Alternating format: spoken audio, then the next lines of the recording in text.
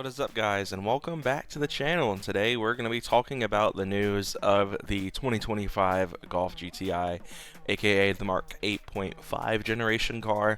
There's a lot of new stuff to talk about. This is going to be kind of a fun video talking about all the changes and stuff, and if maybe I'll wind up getting one at some point.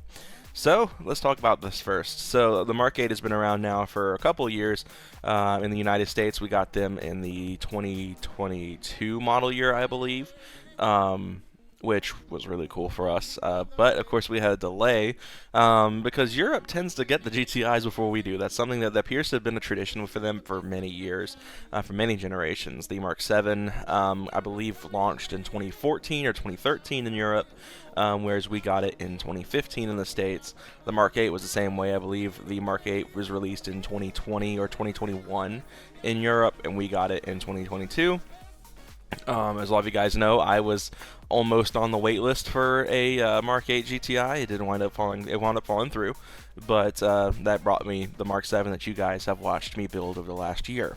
So we're going to talk about the facelift. There's a lot of stuff to talk about. I'm sure a lot of you guys who are in the VW scene have already seen a lot of this stuff, but I wanted to give my coverage and opinions on it because there's a lot of cool stuff going on with it. So I have pulled up on my other screen the Car and Driver article, and their headline is the 2025 Golf GTI will have more tech, new looks, and sadly no manual. So right away, that's the first thing to talk about. As you guys saw a few months ago, I covered the GTI 380. Which is going to be the final model of the GTI to come with the manual, and I believe it's exclusively available in a manual. It's very similar to the 337 Mark IVs. That's where the derivative of the name comes from, and that's why it's called the 380. Of course, a lot of us, including me, were expecting a 380 horsepower Mark 8 platform, as it's been well known that Mark 8s are capable of that with just a couple of bolt-ons, especially in the Golf R realm. I was hoping it was a Club Sport S variant, but obviously it turned into just, it's a manual. So they obviously have discontinued the manual for the Mark 8.5, which is going to be a new thing. The GTI has always been available with a manual. The only time Volkswagen's ever restricted the manual on any of the Golf chassis has been cars like the Mark 5 R32, which was exclusively DSG in the United States.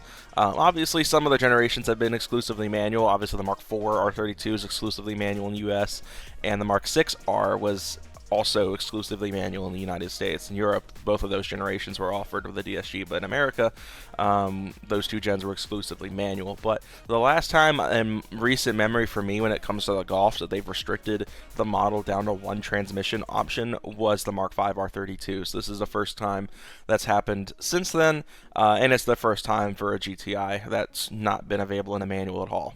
So that's going to be interesting to say the least. A lot of manual enthusiasts, including myself, because I've said if I ever got rid of my Mark 7 for a Mark 8, one of the reasons would be to jump into a manual car. Mark 8s have a much better manual transmission setup with the clutch and all that stuff. They don't seem to have the crank walk issues that some of the early Mark 7s had with the manuals.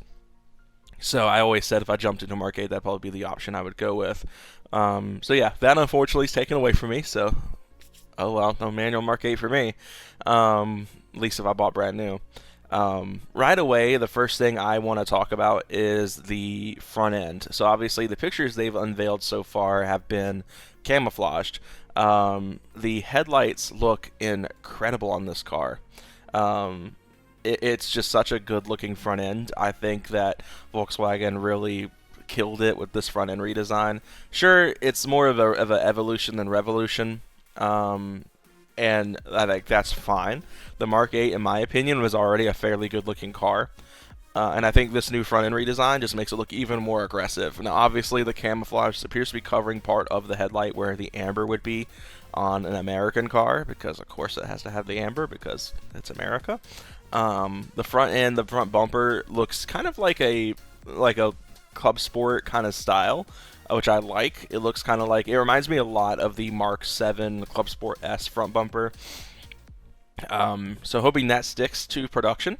Obviously in the pictures, if I had to guess, this is probably a Club Sport model in the camouflage because there is no fog lights.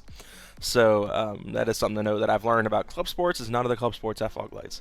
The headlights just look a lot more aggressive and angular. The DRL on the bottom appears to be a lot more pronounced on the Mark 8.5 front end.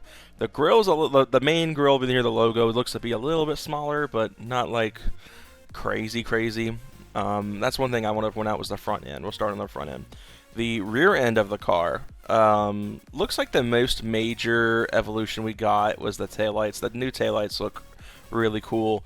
I like them a lot, and I'm willing to bet because this is probably a European market car.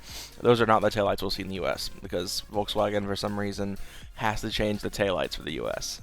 Even though they function the exact same, and people most of the time here when they modify them just put the European taillights on the car.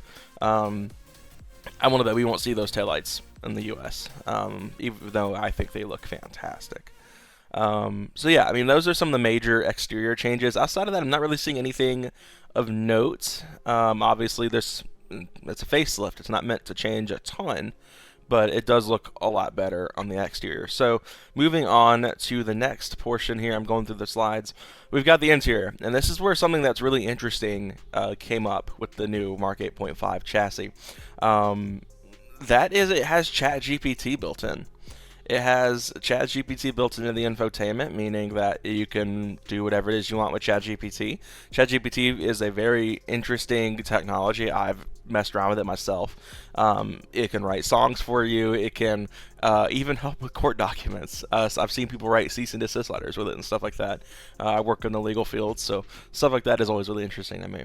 Would I make use of it for my line of work? Probably not, but I know of people who do it, and it's really interesting. So it's really cool to see it's been integrated directly into the car. APR put out, and I don't know if this is a joke, APR put out a post saying that they are working on a prompt to make the car tune itself, so they don't have to do any of the work. So that'll be interesting to see if they manage to make that work, or if the car has some sort of lockout for commands that modify the engine settings. So we'll see how that goes, but maybe APR can make that happen, and you just say the word and the car tunes itself. So yeah, that'll be interesting. Probably one of the two biggest things with the interior on the new model, buttons. They got rid of the touch capacitive stuff on the steering wheel, and while I think that was overblown, I am a firm believer that the Mark 8 steering wheel is a really good looking wheel, and I think that the touch capacitive hate was overblown and that it's fine. I feel like one journalist hits the heated steering wheel button by accident, everyone runs wild with it and is like, oh, it's terrible because you can accidentally bump the heated steering wheel button.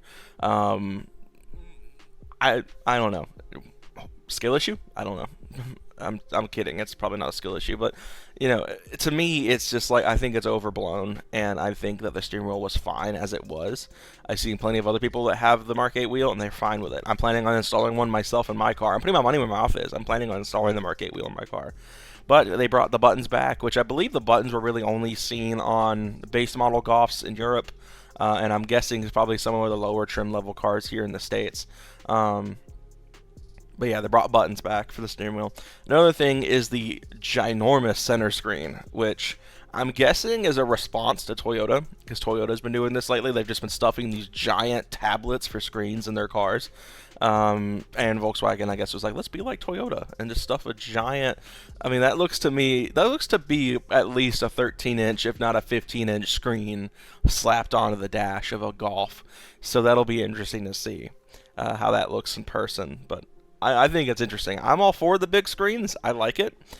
So I mean, I do enjoy that, but it definitely, I'm not sure how I feel about it just being slapped there. The Mark 8 had the standard Mark 8 had much better innovation, like not innovation. What's the word I'm looking for? Like usage of that, blending it in, because it just kind of blended in with the dashboard, and this is like bam. It's like like the police cars having their laptops out like in the open. That's what it makes me think. Like I said, there's just a lot of nice changes to the car. So I'm excited to see what the rest of it looks like with the camouflage taken off, because obviously the only thing we have right now are just pictures of it camouflaged. But the car looks exceptional. So moving on, would I buy one? So here's the thing. I had the opportunity last month, December 2023, for those watching this well in the future, to get a Mark 8, and I had two different ones I looked at online. It was a Mark 8 Golf R and a Mark 8 GTI. And the reason I didn't do either was, one, because I don't feel like I finished what I started with the Mark 7 yet, and two, financial stuff. I'm trying to do better with my finances and focus more on other stuff outside of cars. Obviously, I'm not giving up cars, but just focusing on other stuff outside of it. Like, you know, I'm trying to get married within this year, like hopefully by the end of this year, early next year. Stuff to do on my part in that, and have my own place within that same realm of time. So getting new cars is kind of out of the question at the moment, and I don't feel like I've experienced my Mark 7 enough to really justify making the switch just yet. But maybe the end of 2025, because I assume we're probably not going to see the Mark 8.5 cars in the States until next year. Maybe things will be different. I'll have my financials set up right, and that's something I can do then. More than likely, if I did it, it'd be a Mark 8.5 R. I would probably jump to the Golf R. Now, of course, one of the big things for me was getting a stick, but now that that's been discontinued, obviously that changes things. So really at that point, it'll be just a battle between, do I want the Golf R or do I want an S3? Because I assume that they will probably do an 8Y.5 around the same time. So we'll see on that. But anyway, that is my coverage of the Mark 8.5. Let me know what you guys think about it. Do you guys think it's a good looking facelift? Do you guys think it's going to have all the stuff that you want to have, obviously bar the manual? And is there any crazy predictions? Do you think they're going to introduce a new model with the Dazzle motor in it? Do you think it's going to finally bring the VR6 back or something like that? Something crazy, outlandish there that they probably won't do, but maybe it would be nice to see. I know I would like to see a VR6 model come back. You know, it's been proven that it can be a good choice of platform. So, you know, maybe Volkswagen will listen and do it, but highly doubt that. But, you know, that'd be kind of cool. That's my crazy prediction. That's not, you know, really much of a prediction, but crazy like wish list item for the Mark 8.5. But anyway, guys, hope you all enjoyed this video. I will see you guys next time, and have a great day.